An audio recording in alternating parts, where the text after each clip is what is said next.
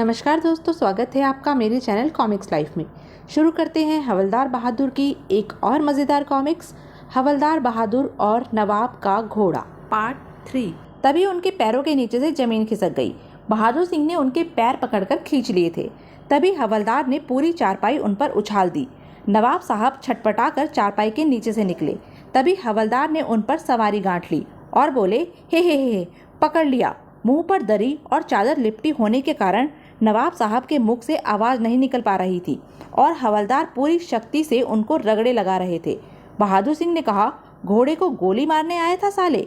किसी तरह नवाब साहब ने अपने चेहरे से दरी हटाने में सफल हो गए और बोले, ओ हवलदार के बच्चे, यह मैं हूँ, नवाब गुल अलियार खान। बहादुर सिंह सोचने लगा, आए, मैंने नवाब साहब को घोड़ा बना दिया। बहादुर सिंह ने कहा, ही सरकार, आप, मैं तो समझा था दुश्मन है। नवाब साहब बोले, दुश्मन के बच्चे, अब उठेगा या नहीं। हवलदार के उठते ही नवाब साहब ने लपक कर बंदूक उठाई और बोले, गोली मार दूंगा। बहादुर सिंह ने कहा, मेरा कोई कसूर नहीं है सरकार, मैं तो अपनी ड्यूटी दे रहा था। आप ही चोरों की तरह यहाँ आए और गलतफहमी हो गई, घोड़ा बना दिया आपको। नवाब साहब ने कहा, चुप, खबरदार यह बात दोबारा मुँह से निकाली तो। बहादुर सिंह ने कहा, क्या सरकार। नवाब साहब बोले, यही कि तुमने घोड़ा बनाकर हमारी पिटाई की थी। अगर नौकरों ने सुना तो हमारी बेइज्जती होगी। तुम यह बात किसी को न बताने का वायदा करो तो हम तुम्हें माफ़ कर सकते हैं। बहादुर सिंह ने कहा, मैं किसी को नहीं बताऊंगा सरकार। नवाब साहब बोले, ठीक है, हमने तुम्हें माफ़ कर दिया, लेकिन हमारे सुल्तान पाशा की निगरानी में कोई कमी नहीं आनी चाहिए। सिर्फ कल का दिन बीच में है, परसों दोपहर सुल्तान पाशा को रेस में दौड़ना है। बहादुर सिंह ने कहा, बेफिक्र रहिए सरकार, सुल्तान पाशा रेस में जरूर दौड़ेगा। नवाब साहब संतुष्ट होकर वापस चले गए। अगले दिन शाम के समय हवलदार ने सुल्तान पाशा को बाग में टहलाने के लिए अस्तबल से निकाला और बोले, आजा, तुझे बाग की सैर कराता हूँ। बाग में आते ही घोड़ा उछल कूद करने लगा। बहादुर सिंह ने कहा, अबे यह क्या हरकत है, रुक जा। हवलदार को घोड़े को काबू करना तो आता नहीं था, अतः उन्होंने जोर से रस्सी खींची तो घोड़ा बिदक गया और बहादुर सिंह ने कहा, ओए ठहर। एक बार उन्होंने उठने की कोशिश की, तभी घोड़े ने जोर से झटका दिया। घबराकर वह घोड़े की गर्दन से चिपट गए और बोले, ओए रुक जा, मैं गिर जाऊंगा। घोड़ा रुकने की बजाय बाग की चार दीवारी टाप गया। हवेली के पीछे दूर तक खेत फैले हुए थे। बाहर आकर घोड़ा सरपट दौड़ लिया। हवेली से बहुत दूर आने के बाद एक खेत में उसने हवलदार को पटक दिया। बहादुर सिंह बोले, हाय, मर गया, और खुद घास चरने लगा। बहादुर सिंह ने कहा, तेरा सत्यानाश हो, कमर तोड़ दी मेरी, आह। तभी काले खां वहाँ आ पहुँचा और बोला, अरे बाऊजी आप। बहादुर सिंह ने कहा, काले खां। काले खां बोला, हाँ बाऊजी, हम तो अपने घोड़े के लिए घास लेने आए थे, लेकिन आप यहाँ कैसे। बहादुर सिंह ने कहा, अरे हाँ, हम जरा नवाब साहब के घोड़े को टहलाने लाए थे।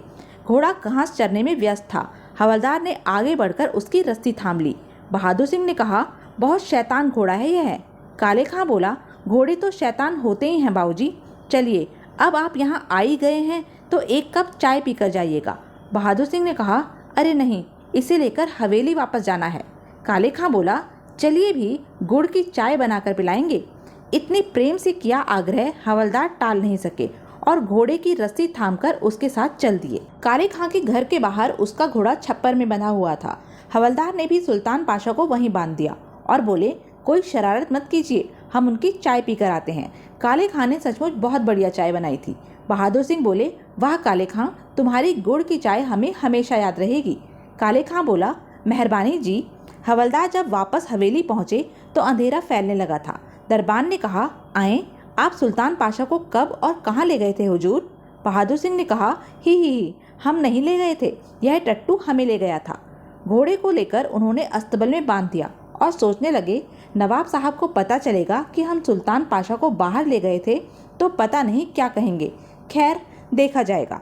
मगर नवाब साहब उस समय एक दावत में गए हुए थे, इसलिए उन्हें इस घटना का पता ही नहीं चला था। हवलदार अस्तबल के बाहर खाट पर पसर गए और सोचने लगे, बस आज की रात की बात और है, कल मुझे इस घोड़े की रखवाली से मुक्ति मिल जाएगी। कमिश्नर साहब ने भी कहाँ फंसाया है इस बार। आधी रात के समय बहादुर सिंह ने सोचा, आए, फिर वही सपना, दूसरा भी है, ही, मुझे वही सपना दोबारा आ रहा है। दोनों नकाबपोश खाट के निकट आए तो बहादुर सिंह ने सोचा, ओह, यह तो सपना नहीं है। तभी बदमाश उस पर झपटा। बहादुर सिंह ने कहा, ओए। दूसरे ने आगे बढ़कर उनका मुंह बंद कर दिया। बदमाश ने कहा, इसे उठाकर अस्तबल में ले चलो। दोनों उन्हें भीतर उठा लाए और मुंह में कपड़ा ठूसने के बाद उनके हाथ पांव बांध दिए। फिर एक ने जेब से साइलेंसर युक्त रिवॉल्वर निकाला और घोड़े को गोली मार दी। बहादुर सिंह सोचने लगे, ओह, घोड़े को गोली मार दी। बदमाश ने कहा, मर गया। दूसरा बोला, चलो, हमारा काम हो गया। दोनों बाहर निकल गए थे। बहादुर सिंह सोचने लगे, हे भगवान, अब क्या होगा। मैं सुल्तान पाशा की रक्षा नहीं कर सका। नवाब को और कमिश्नर साहब को क्या मुंह दिखाऊंगा।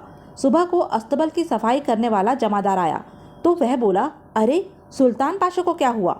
फिर उसकी नज़र हवलदार पर पड़ी तो उसने लपक कर उनके बंधन खोले। वह बोला, यह क्या हो गया। बहादुर सिंह ने कहा, बदमाशों ने घोड़े को गोली मार दी। यह सुनते ही जमादार हवेली की ओर भाग लिया और बोला, गजब हो गया हुजूर, किसी ने सुल्तान पाशा को गोली मार दी। यह सुनकर नवाब साहब बाहर निकले। जमादार ने कहा, हुजूर, सुल्तान पाशा मर गया। नवाब साहब बोले, क्या। वह लपक कर अस्तबल पहुंचे। नवाब साहब ने कहा, क्या हुआ सुल्तान पाशा को। बहादुर सिंह ने कहा, मर गया हुजूर। नवाब साहब ने भीतर झांका और बोले, हाय सुल्तान पाशा, तुझे क्या हो गया। बहादुर सिंह ने कहा, दो बदमाशों ने उसे गोली मार दी हुजूर। हवलदार घबरा कर वहाँ से भाग खड़े हुए। नवाब साहब गुस्से में बोले, ओए, रुक जा। हवेली से बाहर आकर भी हवलदार रुके नहीं थे। बहादुर सिंह सोचने लगे, स्टेशन पहुंचकर पहली गाड़ी पकड़ लूँगा शहर जाने के लिए। तभी उन्होंने सामने से काले खां को आते देखा तो उसके निकट पहुंचकर ब्रेक लगाई। बहादुर सिंह ने कहा, ओह, काले खां। काले खां ने कहा, आप इस तरह कहाँ भागे जा रहे हैं बाबूजी। बहादुर सिंह ने कहा, स्टेशन जा रहा हूँ, तुम्हारा तांगा कहाँ है। काले खां बोला, तांगा तो घर खड़ा है, हम आपके पास अपना घोड़ा लेने आ रहे थे साहब। बहादुर सिंह ने कहा, क्या मतलब। काले खां बोला, साहब, कल आप गलती से हमारा घोड़ा खोल कर ले आए थे और नवाब साहब का घोड़ा वहाँ छोड़ दिया था। बहादुर सिंह ने कहा, क्या, यह घोड़ा नवाब साहब का है। काले खां ने कहा, हाँ जी। हवलदार ने जोश और खुशी से काले खां का गाल चूम लिया। काले खां बोला, ही, क्या करते हो साहब। बहादुर सिंह ने कहा, काले खां, तुमने हमें बहुत अच्छी खबर सुनाई है। काले खां ने कहा, वह तो ठीक है, मगर हमारा घोड़ा कहाँ है। बहादुर सिंह बोला, तुम्हारा घोड़ा मर गया बेचारा। काले खां ने कहा, मर गया, क्या कहते हो साहब, हम बर्बाद हो जाएंगे, भूखों मर जाएंगे। बहादुर सिंह ने कहा, घबराओ नहीं, तुम्हें नया घोड़ा दिया जाएगा, साथ ही इनाम भी मिलेगा।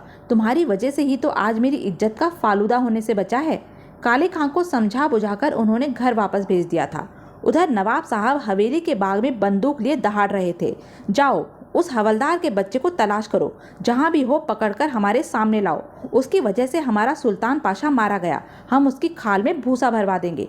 तभी नवाब साहब का नौकर बोला, अरे, सुल्तान पाशा तो वह आ रहे हैं। नवाब साहब ने कहा, अरे हाँ, यह तो हमारे सुल्तान पाशा ही हैं। बहादुर सिंह बोले, ही, अब तो आप हमें गोली नहीं मारेंगे ना सरकार। नवाब साहब ने प्यार से घोड़े को चूमा। नवाब साहब ने कहा, यह क्या चक्कर है हवलदार, अस्तबल में जो घोड़ा मरा पड़ा है वह। बहादुर सिंह बोले, वह काले खां तांगे वाले का घोड़ा है सरकार, कल रात मैंने चुपके से घोड़े बदल दिए थे। नवाब साहब ने कहा, घोड़े बदल दिए थे, मगर क्यों। बहादुर सिंह ने कहा, मुझे शक हो गया था कि रात में सुल्तान पाशा पर हमला हो सकता है, क्योंकि सुबह रेस थी और दुश्मन के पास सुल्तान पाशा को ठिकाने लगाने के लिए सिर्फ एक रात बची थी। अतः मैंने बड़ी चालाकी से सुल्तान पाशा को काले खां के घोड़े से बदल दिया था। नवाब साहब ने कहा, वाह, तुमने तो कमाल कर दिया हवलदार, किस चालाकी से हमारे सुल्तान पाशा को बचाया है। अपने दुश्मनों से तो हम रेस के बाद निपट लेंगे, लेकिन तुम एक बहुत बड़े इनाम के हकदार हो गए हो। बहादुर सिंह ने कहा, इनाम तो काले खां को मिलना चाहिए सरकार, उस बेचारे का घोड़ा भी मारा गया। नवाब साहब बोले, उसे हम एक नहीं 2 घोड़े खरीद कर देंगे। बहादुर सिंह ने कहा, आप बहुत अच्छे हैं सरकार। नवाब साहब बोले, अच्छे तो तुम हो हवलदार, और वह हवलदार को चूमने लगे। बहादुर सिंह सोचने लगे, ही, अच्छी तो मेरी किस्मत है, वरना मैंने जो किया है वह किसी से छुपा तो नहीं है। तो यह थी हवलदार बहादुर की एक मज़ेदार कॉमिक्स। ऐसे ही मज़ेदार कॉमिक्स के लिए बने रहें मेरे साथ, और हाँ, मेरे चैनल को लाइक, शेयर और सब्सक्राइब करना ना भूलें। धन्यवाद।